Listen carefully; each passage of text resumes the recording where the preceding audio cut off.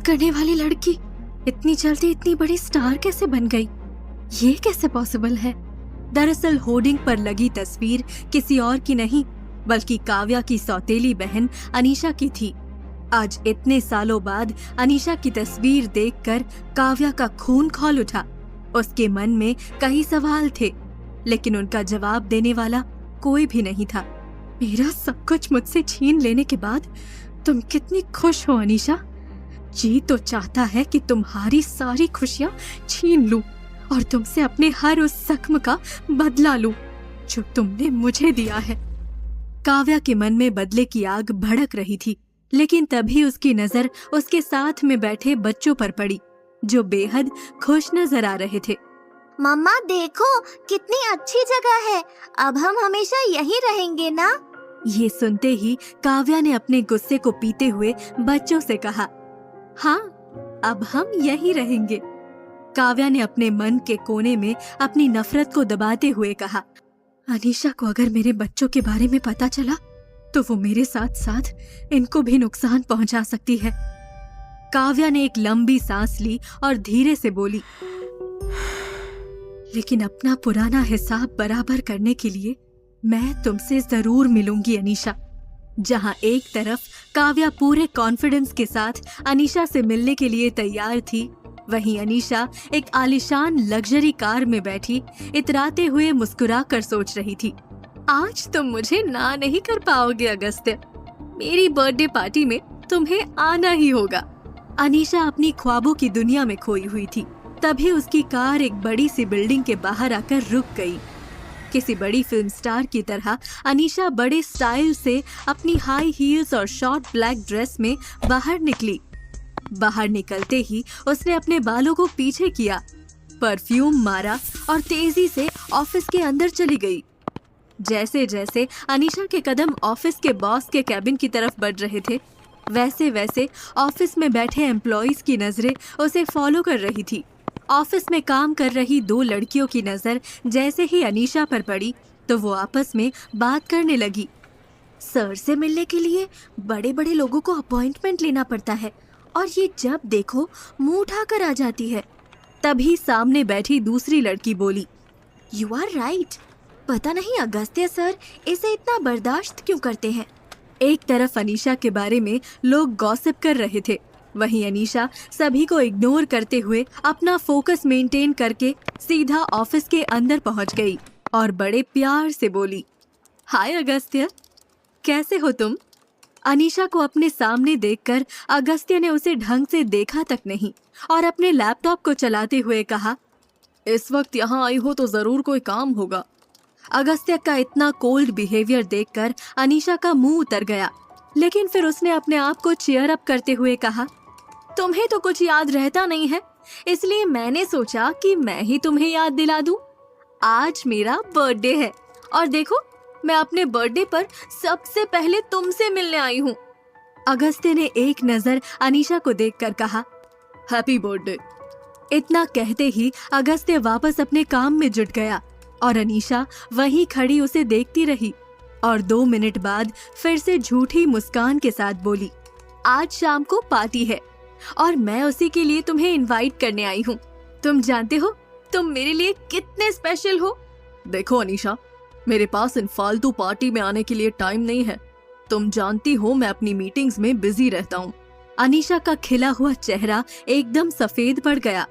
वहीं अगस्त्य ने आगे कहा, मैं अभी भी बिजी हूँ, इसलिए तुम फिलहाल जा सकती हो। अगस्त्य के इतने रूखे रवैये से अनीशा का दिल टूट गया।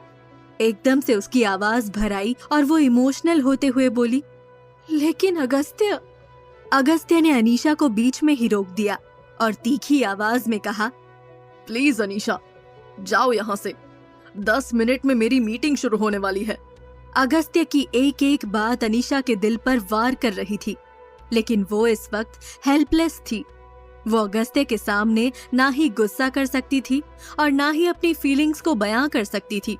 इसलिए अनीशा ने धीरे से कहा, सॉरी अगस्त्य, मैंने यहाँ आकर तुम्हें डिस्टर्ब कर दिया। इतना कहते हुए अनीशा की आंखों से आंसू टपकने लगे, लेकिन अगस्त्य को उसकी बात से कोई फर्क नहीं पड़ा। वो जाने लगी तभी अगस्त्य ने उसे रोका।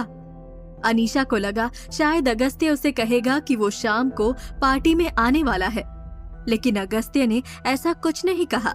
तुम्हें जो भी गिफ्ट चाहिए हो मेरे मैनेजर को बता देना, वो तुम तक पहुंचा देगा। ये कहते हुए उसने एक बार अनीशा की तरफ देखा तक नहीं और अनीशा अपने आंसू पोंछते हुए कैबिन से बाहर आ गई। अगस्त्य से मिलने के बाद अनीशा सीधे अपने घर पहुंची, जहां उसके बर्थडे की तैयारियां जोर शोर से चल रही थी और उसकी माँ सुमन सभी नौकरों को इंस्ट्रक्शंस दे रही थी। ढंग से सारी सजावट करो, आज मेरी सुपरस्टार बेटी का बर्थडे है। तुम लोग जानते नहीं हो कौन कौन आने वाला है, कोई कमी नहीं रहनी चाहिए। सुमन अपने कामों में बिजी थी। तभी उसने देखा कि अनीशा रोते हुए अपने घर आई और सीधे अपने कमरे की तरफ चली गई। सुमन भी भागी भागी अपनी बेटी के पीछे गई और दरवाजा खटखटाने लगी। अनीशा ने खुद को कमरे में लॉक कर लिया था। काफी देर खटखटाने और मिन्नतें करने के बाद अनीशा ने दरवाजा खोल दिया। जब सुमन ने कमरे की हालत देखी तो वो भी हैरान रह गई।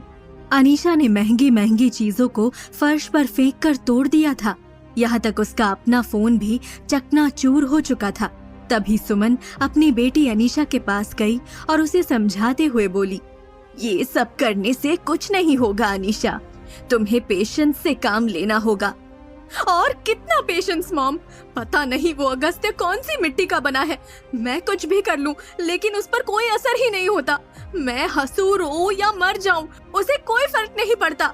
सुमन ने अनीशा को गले से लगा लिया और बेड पर बिठाते हुए बोली, रिलैक्स अनीशा, मैं समझती हूँ ये सब बहुत मुश्किल है, लेकिन तुम्हें कोशिश करते रहना होगा।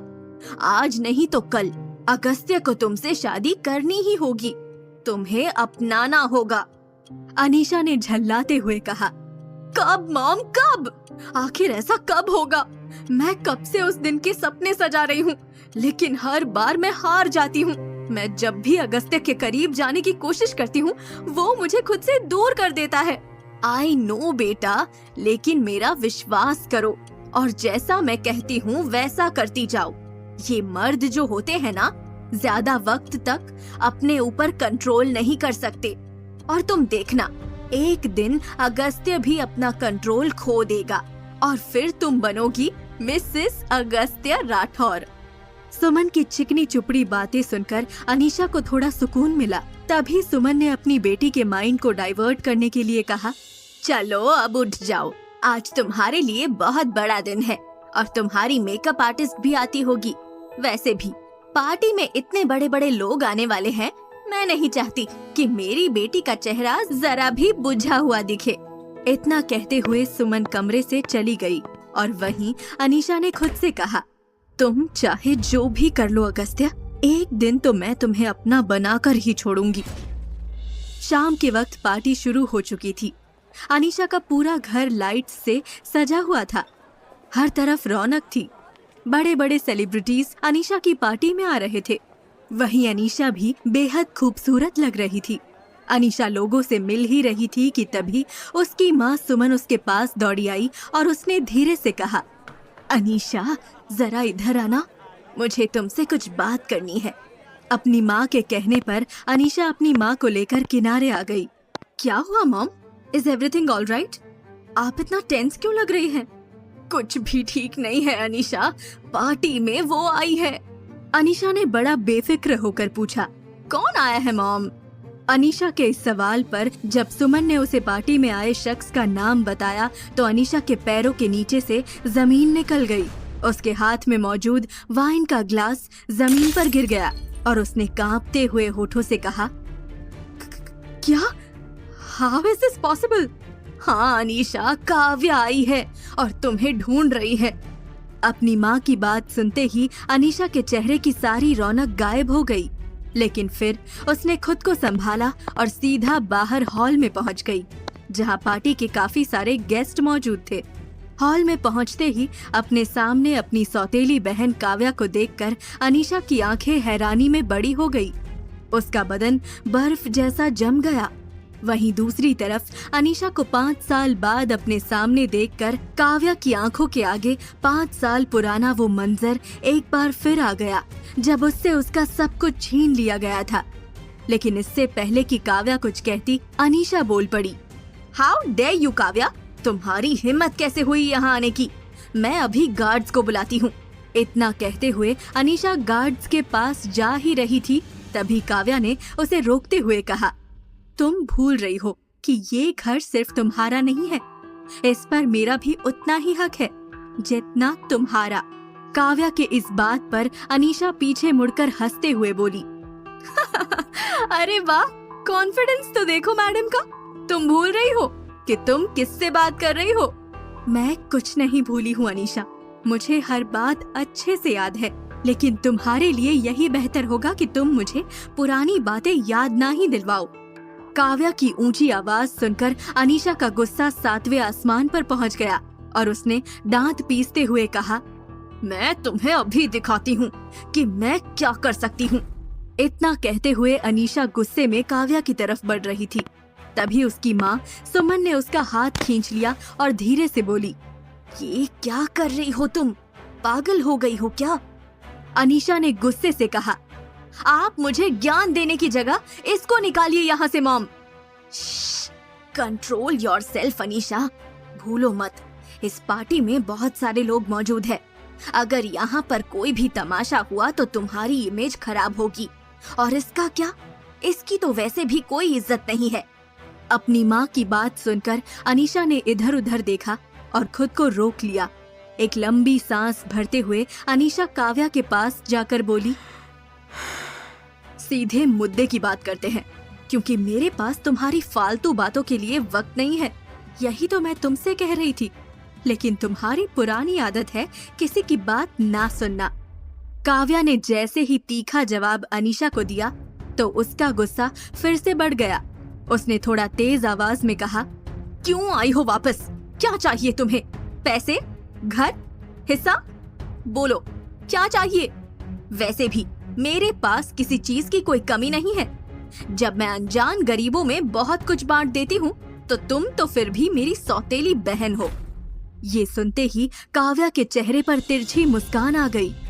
ये पैसा और फ्लैट तुम्हें मुबारक हो, मुझे सिर्फ मेरी माँ का सामान चाहिए जो मैं यहाँ छोड़ कर गई थी।